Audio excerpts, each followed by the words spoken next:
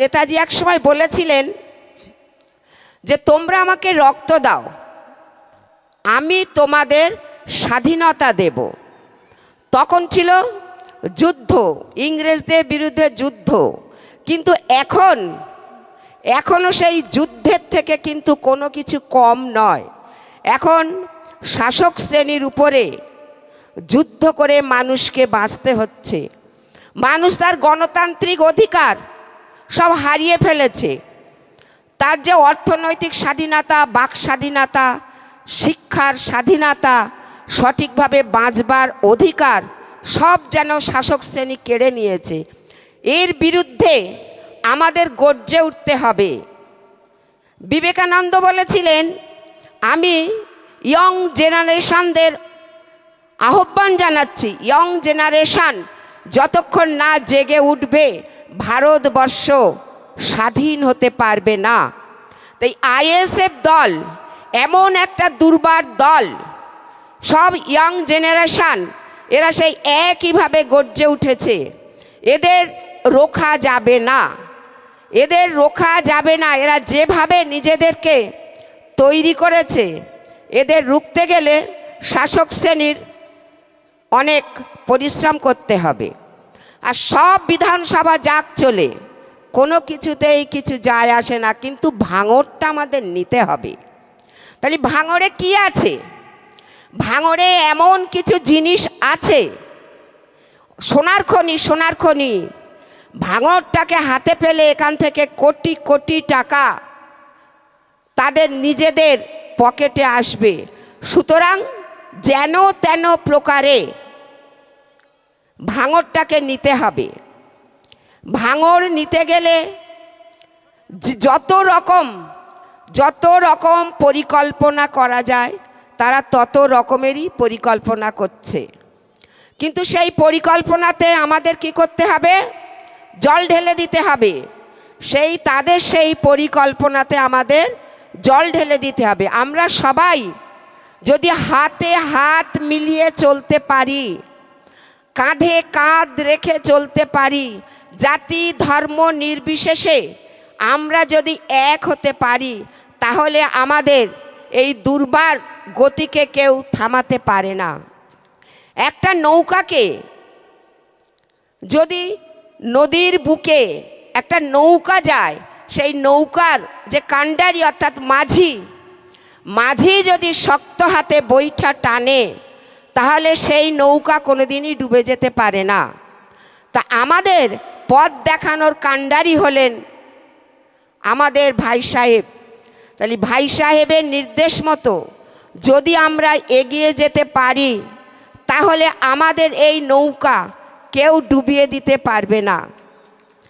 আমরা সবাই কাঁধে কাঁধ মিলিয়ে ভাই সাহেবের মুখের দিকে তাকিয়ে এবং নিজেদের সুন্দরভাবে বাঁচতে এবং বাঁচাতে আমরা যেন এগিয়ে আসি।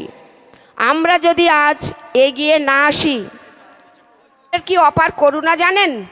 যখন বড় বড় ঝড় হয়, আমফানের মতো ঝড় হয়, আয়লার মতো ঝড় হয়, তখন দুতলা তিনতলা বাড়ি ঝড়ে উড়ে যায়।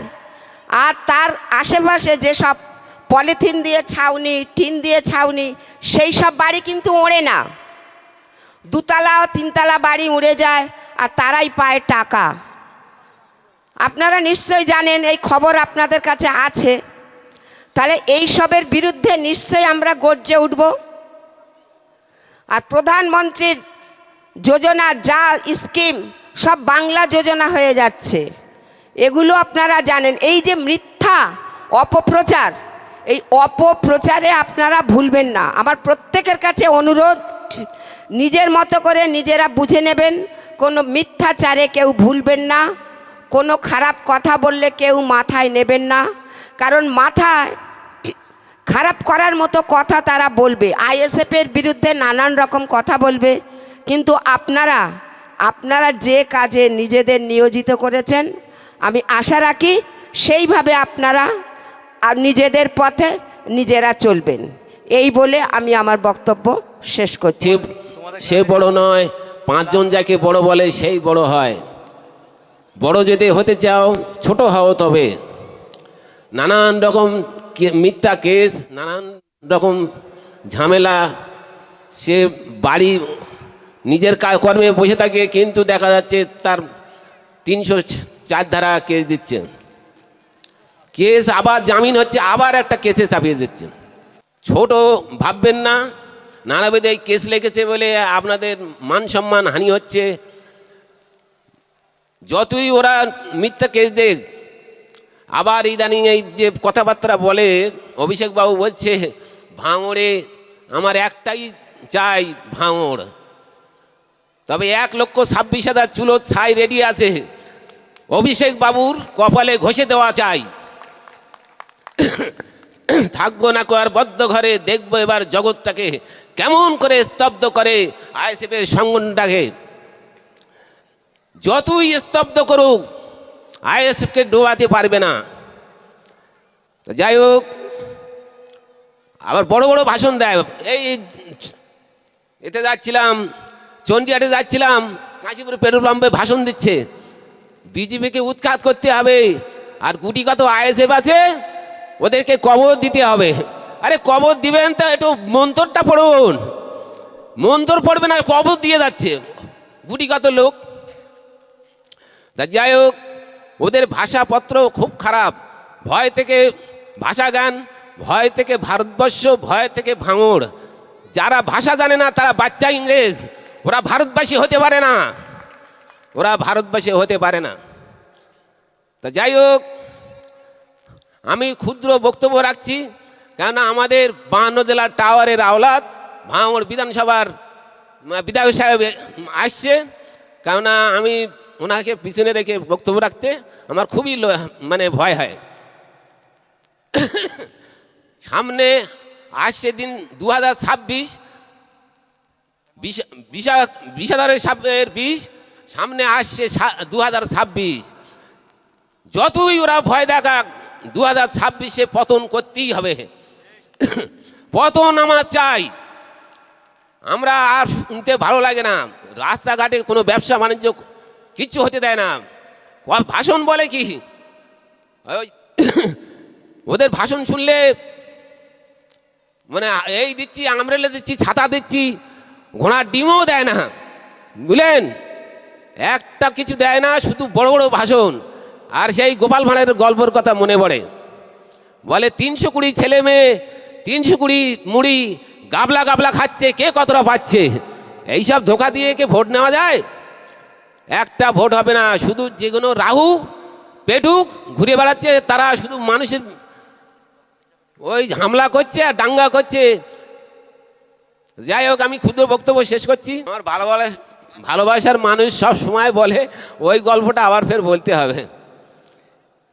এই রাজ্যে এমনভাবে রাজত্ব করছে, মুখ্যমন্ত্রী হেডমাস্টার, তো মুখ্যমন্ত্রী হেডমাস্টার এমন পড়াশুনো করাচ্ছে, ওদের ভাষা জ্ঞান এখনো শিখতে পারিনি। তো যাই হোক, খড়ম্বা উসপাড়ায় একটা লতমান মাস্টার ছিল, প্রাইমারি হেডমাস্টার ছিল, 26টা বাচ্চা কাচ্চা ছিল। তো যাই হোক, একটাও লেখাপড়া শেখায় না, সারাদিন ওই 4 জন আসে, 4 জন ওই মাস্টারের জামা পরিষ্কার করা, ঘামাচি মেরে দেওয়া, এইসব কাজকর্ম।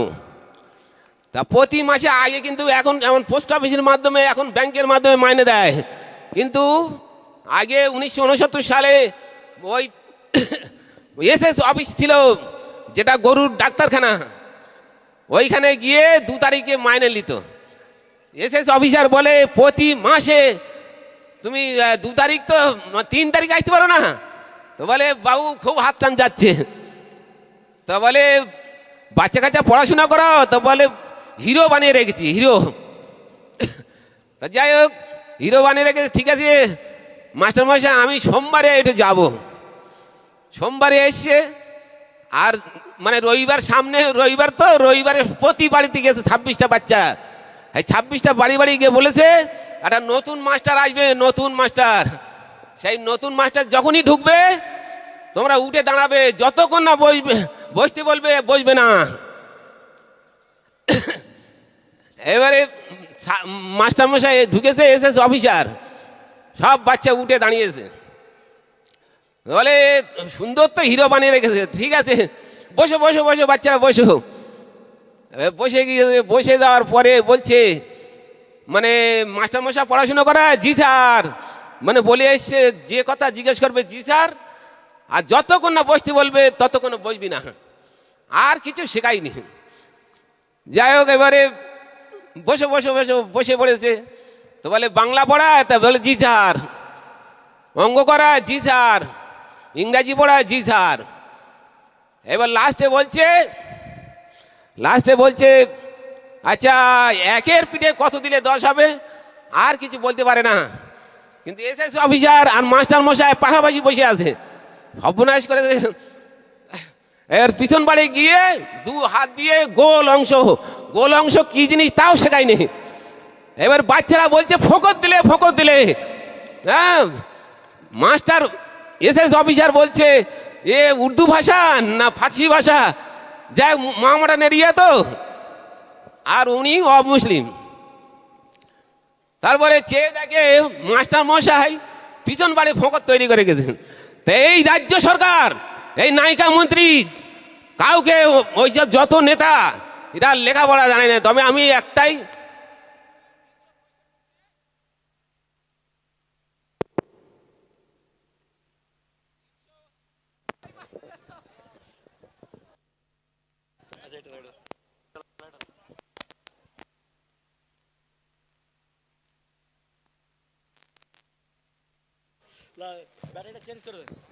হ্যালো,